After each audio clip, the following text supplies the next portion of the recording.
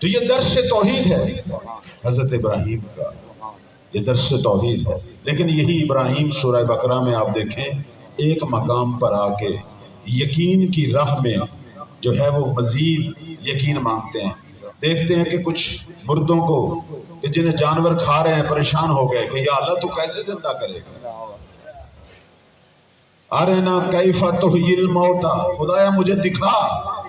خدا نے کہا تجھے ایمان نہیں ہے، اولم تؤمن، تو ایمان نہیں رکھتا کہ میں مردوں کو زندہ کر سکتا ہوں؟ اس نے کہا ایمان تو رکھتا ہوں، ولکن لیطمئن قلبی، اپنے قلب کے اطمینان کے لیے۔ یہ حضرت ابراہیم اپنے اطمینان قلب کے لیے معرفت اور یقین کی تلاش میں، یہ ہمارا وظیفہ ہے۔ ابراہیم ہمیں یہی درس دے رہا ہے کہ ہمیشہ یقین کی تلاش رہو، معرفت کے لیے ہمیشہ۔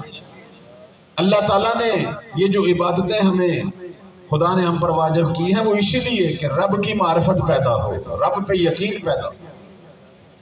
پروردگار نے پھر وہ دکھایا منظر، وہ چار پرندے جن کو ذبح کیا گیا، ان کا گوشت مکس ہوا، چار جگہوں پہ رکھا گیا اور کہا ابراہیم ان کو آواز دے۔ پھر دیکھا کس طرح چار جگہ سے بوٹیاں اڑتی ہیں، آپس میں ملتی ہیں، دوبارہ پرندے بنتے ہیں۔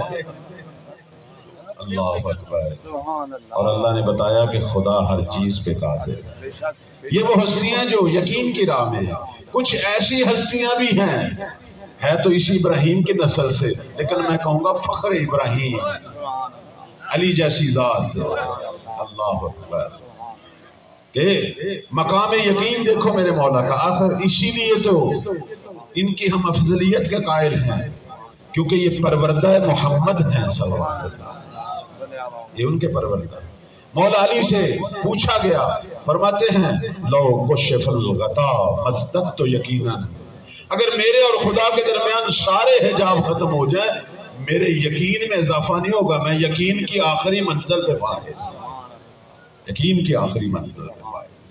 کسی نے آ کے مولا سے پوچھا یا امیر آپ رب کی عبادت کرتے ہیں، کبھی رب کو دیکھا بھی ہے؟ کہا افعبدوا ما لا ارى، آیا اس کی عبادت کروں جسے میں نے نہ دیکھا ہوں؟ کیسے ہو سکتا ہے، کیسے ہو سکتا ہے نہ؟ پوچھنے والے نے پوچھا کیف ترى، تو نے کیسے رب کو دیکھا؟ فرمایا کہ رب جو ہے لا تدرک العیون بالاعیان المشاہدہ، رب کو جسم کی آنکھ نہیں دیکھ سکتی۔ اس کی ایک وجہ ہے، یہ آپ نے پہلے بھی سنی ہوگی، چونکہ جسم کی آنکھ جب دیکھتی ہے تو غلطی کر جاتی ہے۔ فرمایا تدرکہ القلوب بحقیقت الایمان، رب کو دل کی آنکھ دیکھتی ہے ایمان کی حقیقتوں کے ساتھ، کیونکہ دل کی آنکھ جو ہے وہ کبھی بھی غلطی نہیں کرتی۔ یہ درس یقین ہمارے ائمہ نے ہمیں دی ہے، یہ درس توحید ہے۔ کسی نے پوچھا توحید کیا ہے؟ فرمایا توحید یہ نہیں ہے کہ رب تجھے دیکھ رہا ہے، توحید یہ ہے کہ تو ہر عمل ایسے کر جیسے تو اپنے رب کو دیکھ رہا ہے۔ پہلا فریضہ ہمارا توحید، اور دوسرا فریضہ وہ ہے حب اہل بیت۔ نبی کریم سے پوچھا گیا دین کیا ہے؟ فرماتے ہیں اساس دین حبی و حب اہل بیتی، دین کے اساس یہ ہے کہ میں نبی کی محبت پیدا کر اور میری اہل بیت کی محبت۔ اہل بیت کی محبت جو ہے یہ دوسرا بڑا سرمایہ ہے۔ کیوں؟ کیونکہ ہمارے اعمال، ہمارے عقائد میں کوئی نہ کوئی نقص تو ہے، ہم کون سا معصوم ہے؟ ان کی محبت ان نقصوں کو پاک کرے گی، ان کی محبت سے ہمیں شفاعت نصیب ہو۔